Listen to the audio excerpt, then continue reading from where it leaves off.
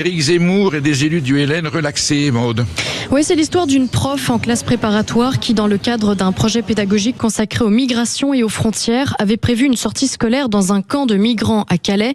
Alors déjà, le concept est farfelu et pour avoir fait un reportage dans la jungle de Calais, à aucun moment, si vous tenez à vos proches et aux enfants dont vous avez la charge, vous ne vous promenez là-bas comme un touriste, ne serait-ce, puisque cette femme a l'air très humaniste, que par respect pour les gens qui y vivent. C'est pas un zoo, donc pour la pédagogie, on repassera. Au mois de mars, 5 personnes ont été condamnées pour avoir cyberharcelé cette professeure, mais hier, les lanceurs d'alerte, ceux qui avaient relayé cette information et dénoncé cette sortie scolaire, ont été relaxés. Parmi eux, Éric Zemmour, le président du parti Reconquête, et plusieurs personnalités du Rassemblement national. Cette professeure s'appelle Sophie Gigot, elle a fondé l'association Migration 59 et elle estime que l'extrême droite a donc le droit d'accuser des enseignants d'endoctriner leurs étudiants et de les exposer à la violence. Alors d'extrême droite ou non, t'embarques pas tes enfants dans un camp de migrants.